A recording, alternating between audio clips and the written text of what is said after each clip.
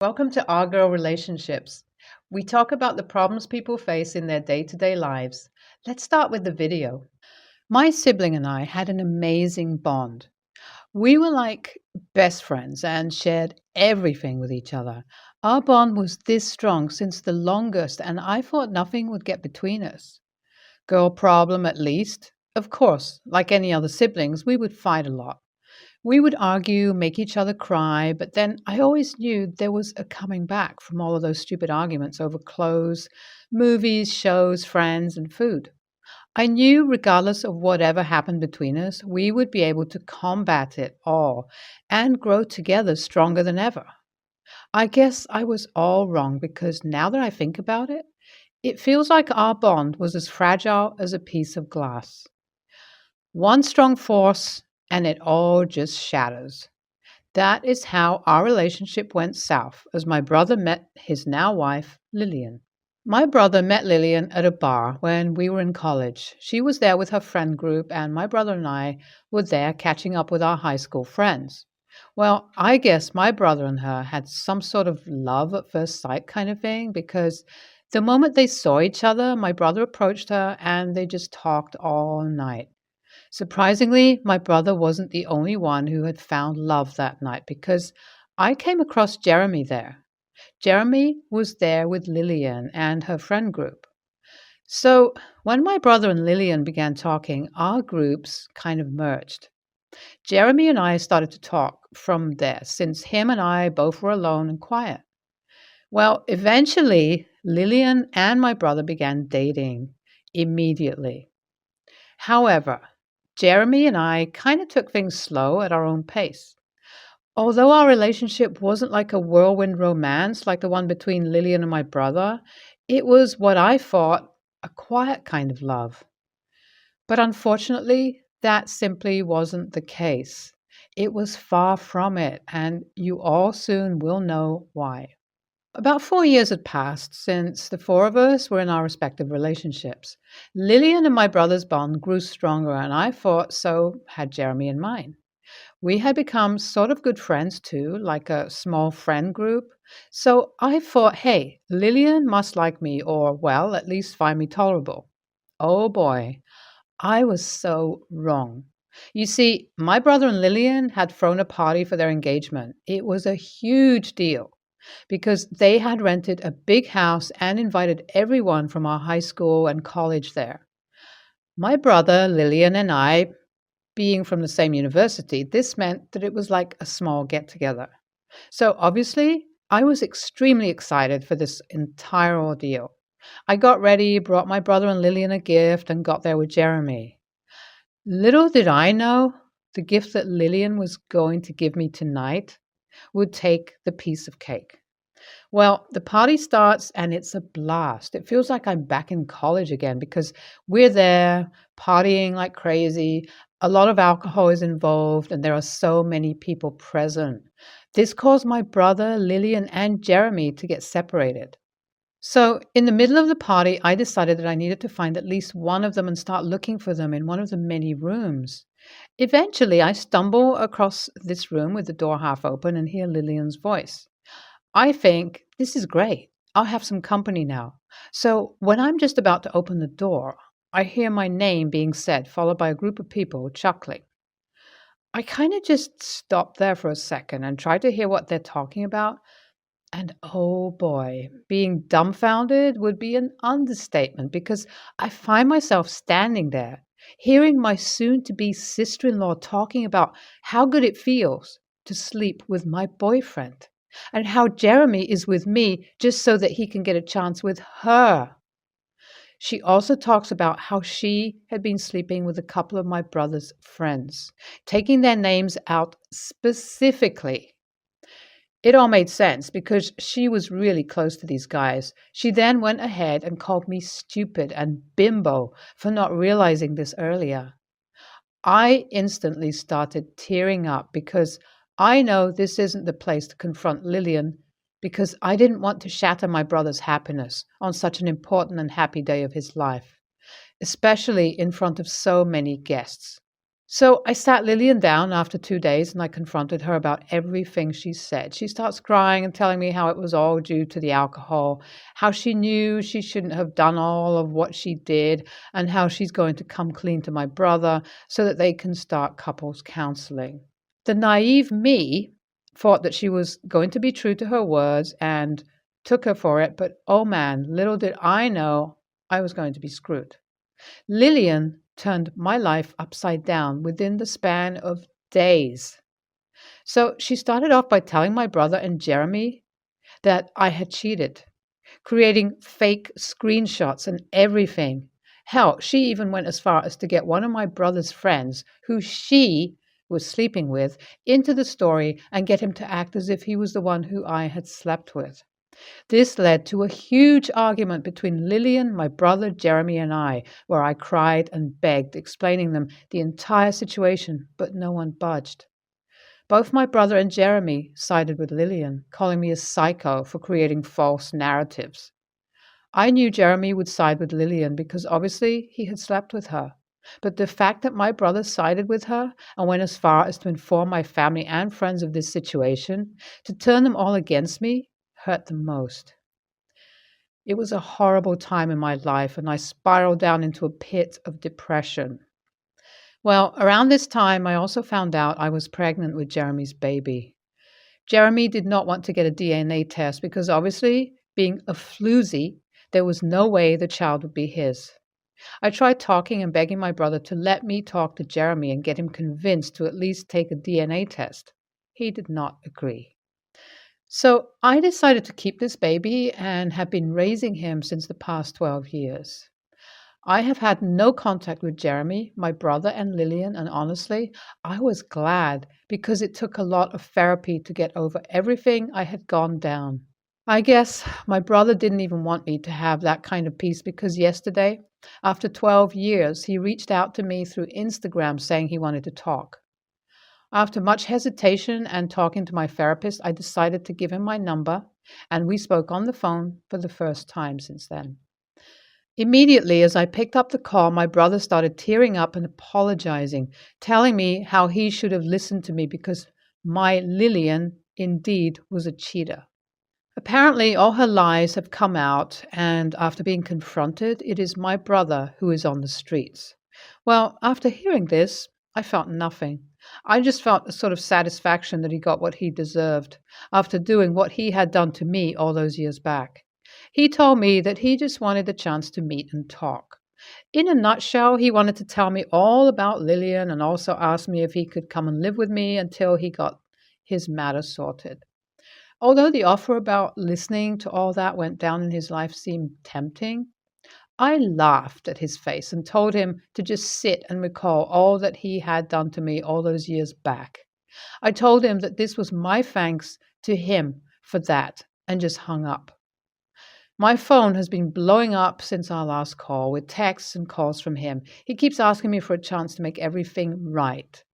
Although I'm not interested, I do feel a little bad. So I asked a couple of my new friends for advice, and they all have been giving me mixed responses. So Reddit, aita, what should I do here? So I decided to meet my brother today after reading all your suggestions. We met at a local restaurant, and seeing him for the first time made me realize how much he had changed. This man looked miserable. He looked like he had aged 2 times, even though he was about the same age as me. I guess that is what happens when you get married to a psychopath. Well, anyways, we sat down and he started to explain the entire situation. Apparently, he only found out about Lillian's cheating last year when she slept with his boss. Now, my brother has a great job, but seeing more gold with his boss, she knew she had enough of my brother. So she started to have this full-blown affair right in front of my brother. And when he confronted her, she just blew up at him and spilled out everything. She told him the truth behind what had happened during the time that caused him to cut me off. And the biggest shocker was the fact that she never slept with Jeremy. She said she has always wanted to, but the fact that he didn't want to sleep with her caused her to spread all these rumors. Hearing all this on top of finding out how many friends of his she slept with all these years caused him to file for a divorce. And wouldn't you all know, being a housewife for all these years entitled her to almost all of my brother's assets. This divorce has caused my brother to cut out all of his friends from his life, and currently, my family is mad at him for ruining his own marriage. So, my brother is here, living in hotels and completely drained out his money due to the lengthy year long divorce.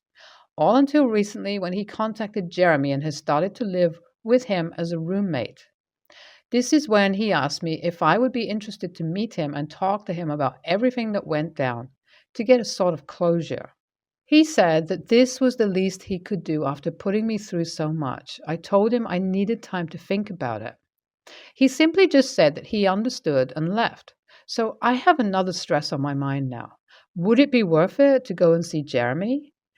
I don't want to rekindle a relationship with him, but I would be lying if I said I had absolutely no feelings for him. So what should I do here? It's been a long 8 months since I last updated. I think some of you might be happy, while the others might be sad to know that I did go meet Jeremy. After talking to my therapist, who told me that it would be a good idea to get some closure, but she also warned me against getting instantly attached to him or expecting anything out of him. Well, that is exactly the rule that I followed when I first met him. It was so shocking to find out that he wasn't seeing anyone, just like I wasn't. We sat and caught up for hours, and eventually, even my brother joined us. We all came to the conclusion that we unfortunately were a part of Lillian's manipulation, and that it will definitely take us a long time to process that, especially my brother. Jeremy asked me about my son, and I showed him a picture of him. He instantly teared up because the resemblance that the two had needed no DNA evidence, but I knew. After all that had gone down, I wasn't going to let my brother and Jeremy into mine and my son's life so quickly. I told them both the same, and they were very understanding of this. So Jeremy and I started to meet initially and simply just hang out together. Eventually, after a couple of months of time, we got a DNA test, which obviously came out positive, and I allowed him to see my son only as a friend. It was extremely amusing to see how quickly the two of them clicked. Jeremy and I have decided to let these small meetups go on for a while before we take the next step to draw out an official custody agreement. Eventually, I also allowed my brother to see my son, and needless to say, my son is very happy to be around these new people who care very much about him. As for Lillian, from what I had heard through my brother, she has been trying to get in contact with him again, as apparently her affair partner is not really interested in her since he found out that she got divorced. My brother has obviously told her that she can go pound sand because he doesn't care about her at all anymore. Overall, I count this as a happy update. I'm not expecting anything this time and just hoping that the three of us can maintain a cordial relationship with each other. I knew karma would come and take its course, and I know that will be the case for Lillian too. It's just a matter of time, and I'm sitting here waiting for the same with a bucket of popcorn in my hands. LOL. Thank you all for reading. NTA, NTA, NTA. Never in a million years you would be the a-hole for just doing what your brother did to you years ago. Don't let yourself feel guilty over this because you truly owe him nothing. NTA, but I definitely want to go and meet him to see what he wants to tell me. Letting him into your house can be decided after that. Lillian seems like a narcissist and a psychopath, honestly, and I can't really blame your brother if he fell into this trap. Every day I get up at 5 a.m. for work. I do everything I can to be as quiet as physically possible to not wake my partner. Of course, it's not going to be perfect every time, but I'd say around 90% of the time, she doesn't wake up at all while I'm showering and getting ready, etc. She, on the other hand, can be flexible as to when she gets up and starts work. She works from home, and in her role, she doesn't have any direct superior to monitor her, or at least one that cares. Now, this woman is atrocious with punctuality and time management. She's always late to everything. She wakes up late almost every day, but as she's able to just log onto her laptop straight out of bed, she can just get away with it. The fact I have to get up early for work every day means that I really value a lie in on my days off. It's something I've always appreciated and taken pleasure in, sleeping until 9 or 10 a.m. when possible. We have no kids or any other responsibilities that would make this an impossible or otherwise irresponsible pleasure.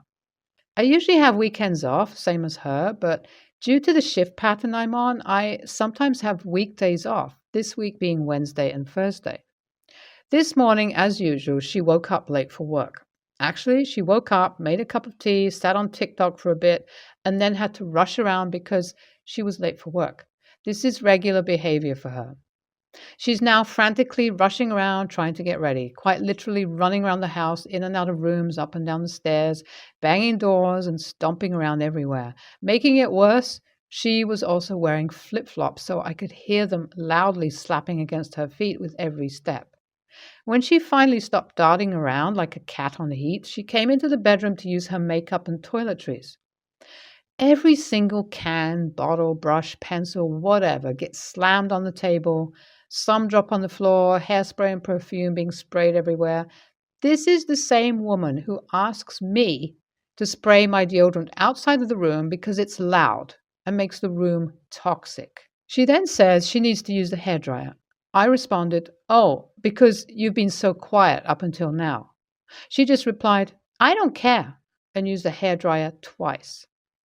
That is what really pissed me off, honestly. She clearly could just not at all give a crap in the slightest, and is what really gets under my skin and has annoyed the hell out of me. To me, it's just inconsiderate and shows the ugly side of her character and somewhat crappy attitude. So I angrily called her an inconsiderate wanker. She almost seemed a little confused and said that it was really uncalled for and that I'm overreacting. I wouldn't mind as much if this was a one-off or rare occurrence, but it isn't. While typing this, I do feel like I might have overreacted a bit, but it really aggravated me and made me wake up in a horrible mood. AITA for reacting poorly to this? Do I genuinely owe her an apology? This sounds like a much larger issue than sleeping in. If she has bad time management skills and is late to everything, this sounds like OP is feeling bad that he finally told her off and she's upset by it. OP, I'm not telling you to break up, but take some time to really think about if this is what you're willing to commit to forever with. NTA. I am a 24-year-old female and a new mom of a 3-month-old baby girl. My husband, 31, and I have rules that my family has to follow. The big rule is no social media rule. I believe in privacy for my daughter. I don't want any photos of my daughter on social media, especially when I didn't even post photos of her on social media. Don't get me wrong, I took many photos of her, but none are posted on social media. 3 weeks ago, I asked my sister-in-law, 35, to babysit my daughter because my grandmother got sick and landed her in the hospital in the next state over. Since there wasn't anyone under 2 years old allowed on the floor, so I couldn't take my daughter to see her. After a few days, I went on my Facebook and I saw my daughter's photo with the caption, "First Facebook photo of my niece. Is she adorable?" I saw red. I called her and demanded that she delete the photo and how she'll never babysit my daughter ever again. My husband and I went home. I picked up my daughter and she told me how dumb it was for having that rule. She told me how I don't love my daughter enough to post about her. We argued and my husband took us home. She made a huge post about not deleting the photo and how horrible I am as a mother. Lastly, called me an a-hole for yelling at her over a photo. My in-laws are on her side and telling me I'm overreacting. Now my husband is not speaking to his sister. Am I the a-hole and overreacted? She didn't babysit for free. I paid her $500 to babysit for 3 days.